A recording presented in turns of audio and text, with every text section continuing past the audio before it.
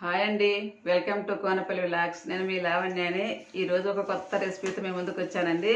అదేంటి అంటే దొండకాయలు. ఈ దొండకాయలతో నేను ఒరుగులు చేయబోతానండి. సంవత్సరం పొడుగుతో నిల్వ ఉండే ఒరుగులు. నాకు ఎప్పటి నుంచో నాకు మైండ్లో ఉండిందనమాట, ఇట్లాంటి చేస్తే బాగుండని. మేము చిన్నప్పుడు అండి, అంటే ఒక 12-30 ఇయర్స్ అప్పుడు అండి మాట, మాకు గొర్రెలు ఉన్నాయండి. ఆ గొర్రెలు ఏరే దగ్గర నుంచి కొనుక్కొచ్చి మా ఊరికి తీసుకొచ్చామండి. అవి పెంటుకలు వేస్తాయి కదండి. ఆ పెంటుకల్లో ఇలాంటి దోసకాయల గింజలు అయితే మా ఊళ్ళో విపరీతంగా మలిసి పెద్ద మంచిగా కాయలు అయితే కాసాయండి. ఆ కాయలు మేము ఈ విధంగా ఒరుగులు పెట్టుకునే వాళ్ళము. అప్పటి నుంచి నాకు ఇలాగ ఒరుగులు పెట్టుకోవాలి నాకు కోరికండి. సరే, ఎక్కడ దగ్గరలో అడిగితేనండి ఎక్కడ కూడా అలాంటి కాయలు అయితే దొరకలేదు మార్కెట్లో. ఇప్పుడైతే ఈ దొండకాయలు సేమ్ ఆ కాయలు ఒకే విధంగా ఉంటాయి చూసేదానికి. సరే, అవి చేదుగా ఉంటాయి, ఇవి చేదు ఉండవు అనమాట. సరే, ఎన్నో దొండకాయలతో పెడదామని చెప్పని ఎప్పటి నుంచి నా మనసులో ఉండింది. కాకపోతే వీలు పడలేదండి. ఇప్పుడైతే మా వారికి ఎవరో కానీ ఇన్ని దొండకాయలు అయితే ఇచ్చారండి. ఇంకా ఈ దొండకాయలతో ఈ ప్రయోగం చేస్తున్నాను. నేను అప్పుడు తిన్న ఆ దోసకాయ ఒరుగులు నాకు చాలా నచ్చాయండి. ఆ టేస్ట్తోనే ఉంటాయని నమ్మకంతో నేను ఈ దొండకాయని దోసకాయ ఒరుగులాగా చేస్తున్నానండి. ఎన్ని ఉన్నాయో చూద్దాము. ఇదే నేను ఫస్ట్ టైం చేయటం. ఎలా వస్తుందో ఏంటో, బాగుంటే తింటాము, లేదా లేకపోతే పడేస్తానండి. ఇప్పుడైతే అందులో కాస్త ఉప్పు అయితే వేసి బాగా కడగాలండి. 1-4 సార్లు దాకా బాగా కడుక్కోవాలి. దొండకాయ మీద ఎక్కువ నలుపుగా మురికి ఎక్కువ ఉంటుందండి. ఆ శుభ్రంగా అయితే నేను కడుక్కున్నాను. చూడండి, ఒక తాంబాలం నిండా మళ్ళీ ఇంకొక ప్లేట్ నిండా అయితే వచ్చాయండి. ఇప్పుడు ఇవి ఎంత వెయిట్ అనేది నేనైతే మా ఇంట్లో ఒక కిచెన్ స్కేల్ అయితే ఉందండి. దాంట్లో అయితే నేను వెయిట్ చూస్తున్నాను. ఇదండి కేజీ లెక్కనైతే 3.5 కేజీ అయితే వచ్చాయండి. ఇంట్లో ఒక 1/2 కేజీ వేస్తే 4 కేజీలు. ఇప్పుడు ఒక కత్తిపెట్టి తీసుకురండి. ఫస్ట్ ముద్దలు కొస్తా కట్ చేసేసుకొని నిడింకు కోసుకుంటున్నాను అండి. మేమైతే అప్పట్లో బిళ్ళగా ముక్కలు కోసుకునేవాళ్ళం అండి. ఏదో ఇట్లయితే ఇటు కోసుకుంటే బాగుంది అనిపించింది నాకు. ఇట్లయితే కోస్తున్నాను. సన్నకాయని 4 ముక్కలు, కొంచెం లావుగా ఉన్న కాయని 6 ముక్కలు అయితే చేసేయండి పొడవుకి. ఇదే విధంగా మనం అన్నీ అయితే కోసుకోవాలండి. నాకైతే అప్పట్లో అంటే ఒక 40 ఇయర్స్ అనమాట. నేను చాలా చిన్న వయసు అనమాట. అప్పుడు తిన్న టేస్ట్ నాకు ఇప్పుడు మళ్ళీ తినాలనిపించిందని ఎప్పటి నుంచో నా మనీలో ఉండింది. కానీ అసలు నాకైతే వీలు పడలేదండి. ఇప్పుడైతే నేను ఎంతో ఇష్టంగా ఇవి చేస్తున్నాను. ఇవి ఎలా వస్తాయి ఏంటో మనం ఇవన్నీ తయారైన తర్వాత అయితే మీకు చూపిస్తానండి. మంచిగా వస్తే మీరు కూడా చేసుకొని, లేకపోతే మటుకు చేయొద్దండి. ఇప్పుడైతే నేను ఈ కాయలన్నీ కూడా కోసేసుకున్నాను. నేను దీన్ని ఫస్ట్ టైం చేస్తున్నాను కాబట్టి నేను ఇది తిని చూసి బాగుంటేనే మీకు చెప్తానండి. అప్పుడు మీరు ట్రై చేయండి, అప్పుడు దాకా చేయొద్దండి. 1 లీటర్ పెరుగు అయితే తీసుకున్నాను. అది చేదుగా కానుంటే మటుకు ఎక్కువ వేసుకోవాలి. మనకి దొండకాయ చేదు ఉండదు కాబట్టి 1 లీటర్ పెరుగు అయితే వేసాను. దాన్ని ఒక పావు సేరు అయితే ఉప్పు వేస్తున్నాను. ఒక మిక్సీ జార్ తీసుకొని అందులో ఉప్పు వేసుకొని మెత్తగా అయితే మిక్సీ పట్టుకోవాలండి. తర్వాత ఈ లీటర్ పెరుగండి ఒక గిన్నె తీసుకొని ఆ గిన్నెలోకి కట్ చేసేసుకొని ఆ పెరుగంతా కూడా గిన్నెలో వేసేసుకుంటున్నానండి. ఒక 3 పావుసేర్లు అయితే నీళ్లు పోసేసి బాగా ఒక కవ్వం తీసుకొని బాగా చిలుక్కోవాలి. ఇది నా సొంతంగా నేను తయారు చేస్తున్నానండి. దొండకాయలు ఫ్రీగా వచ్చాయి, కాకపోతే పెరుగు ఒకటే కదా మనం కొనుక్కుంది. ఏదైనా ఒకసారి చూస్తే కదా మంచిగా ఉండేది, బాగుండేది, బాగాలేదని చెప్పనేసి నేనైతే దీని మీద ఇప్పుడు కొత్తగా ఫస్ట్ టైం ప్రయోగం చేస్తున్నాను. ఇప్పుడైతే నేను ఒక కవ్వం తీసుకొని బాగా చిలుక్కున్నానండి. ఆ తర్వాత మిక్సీ పట్టుకున్న ఉప్పు ఉంది కదండి, ఆ ఉప్పు కూడా దాంట్లోకి వేసుకొని బాగా కలిపేస్తున్నాను. బాగా అంతా కలిసిపోయిన దాకా మనం కవ్వంతో బాగా చిలుక్కోవాలండి. తర్వాత 1 స్పూన్ అయితే పసుపు వేస్తున్నానండి. ఆ పసుపు వేసినందువల్ల మనకి వడియాలు బాగుంటాయండి, కలరు పురుగు పట్టకుండా కూడా ఉంటాయి. ఆ తర్వాత బాగా చిలుక్కున్న తర్వాత ఒక 5 పావుసేర్ల దాకా అయితే వాటర్ అయితే పోసానండి. ఆ మజ్జిగలేకండి ఒక చిన్న గ్లాసు నిమ్మరసం అయితే వేస్తానండి. నిమ్మరసం వేసినందువల్ల బాగా టేస్ట్ బాగుంటుంది అనేసి వేసేసిన తర్వాత బాగా మనం ఒకసారి బాగా కలుపుకోవాలి. ఒక పెద్ద బక్కెన కానీ ప్లాస్టిక్ది లేదా ఒక దబర కానీ తీసుకోవాలండి. బకెట్ అయితే మంచిదండి, ప్లాస్టిక్ది మనకు ఉప్పు తినకుండా ఉంటుంది దబర. నాకు అది లేదు కాబట్టి నేను దబర తీసుకున్నానండి. ఈ మజ్జిగన్నీ కూడా దాంట్లో పోసేసుకొని ఆ తర్వాత ఏమంటే మనం తరిగి పెట్టుకున్న ఈ దొండకాయ ముక్కలు కదండి, ఇవన్నీ కూడా అందులో పోసేసుకోవాలి. ముక్కలకి బాగా మజ్జిగ ఉప్పు అంతా పట్టే విధంగా బాగా అంతా ఎగరేసుకుంటూ కలుపుకోవాలండి. నేను ఇది అంతా కూడా ఉదయాన్నే ఈ ప్రాసెస్ అంతా చేశానండి. ఈ ఉదయం నుంచి రేపు ఉదయం దాకా బాగా మనం దబర్లోనే మనకి ఉప్పు అంతా పడుతుంది. మనం కలుపుకుండా ఉన్నాం అనుకోండి, మనకి కింద వరకే ఉప్పు పట్టదు, పై వాటికి ఉప్పు పట్టదండి.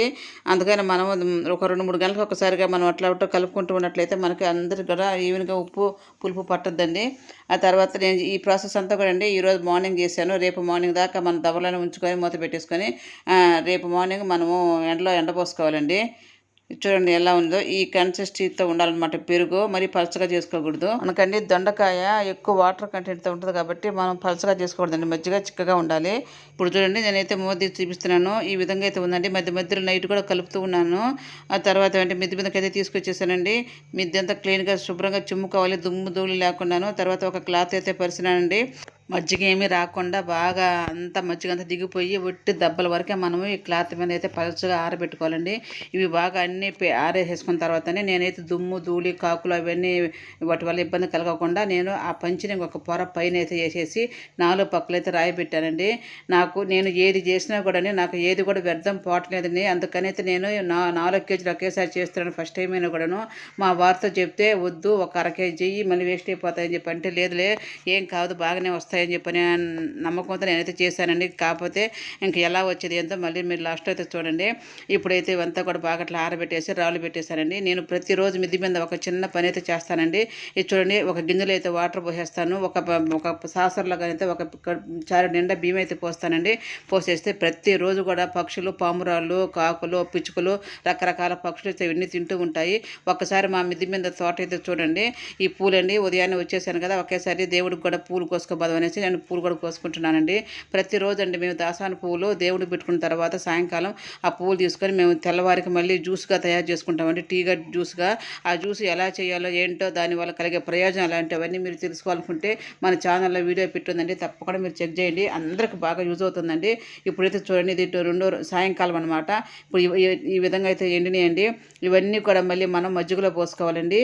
ఆ మజ్జిగనైతే పరపకూడదు. లాస్ట్ ఈ దెబ్బల్లో ఇనికిపోయేదాకా కూడా మనము ఆ దెబ్బల్లో అవి సాయంకాలానికి మళ్ళీ వాటిలో వేసుకుంటూ మళ్ళీ బాగా కలబెట్టుకుంటూ మళ్ళీ నిద్రలేసి మళ్ళీ ఈ విధంగా ఎండపోసుకుంటూ ఉండాలండి. నేను ఈ విధంగా ప్రతిరోజు మిద్ది మీద అండి ఒక చారుడు బియ్యము ఒక గిన్నెలో నీళ్లు పోసి పెడతారు కదండి, అది చాలా మంచిదండి. నా మనసు కూడా చాలా ప్రశాంతంగా అనిపిస్తుంది.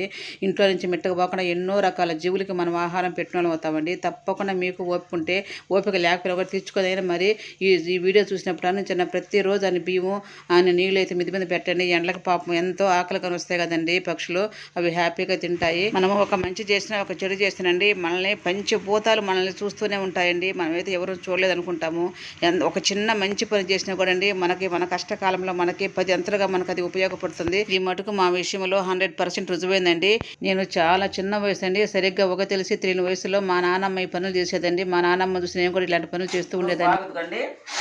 ఇలా అంటుంటే సౌండ్ రావాలన్నమాట.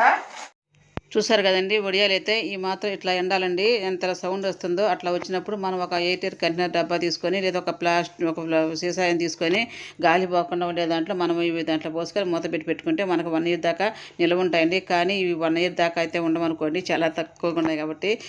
ఇప్పుడైతే నేను స్టవ్ అంటించి ఒక బాండ్లు అయితే పెట్టేసి కొంచెం నూనె అండి, అంటే మనం వడియాలు మునిగేలాగా మాత్రం మనం నూనె పోసుకొని ఇప్పుడైతే కొన్ని వడియాలు వేసి వేయిస్తున్నానండి.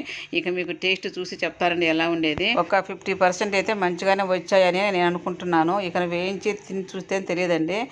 ఇదండి మంట చాలా తక్కువతో పెట్టుకొని ఒక్క నిమిషం పాటు ఎగితే సరిపోద్దండి. మరి ఎక్కువ అయితే ఏగకూడదండి. ఉప్పు మిరపకాయలు ఏగినట్టుగా ఏగకూడదు, కొంచెం ఎరడాలకు ఎగితే సరిపోతాయండి. ఇవి కూడా నేను ఒక ప్లేట్కి అయితే తీసుకొని చూపిస్తానండి టేస్ట్ ఎలా ఉండేదనో.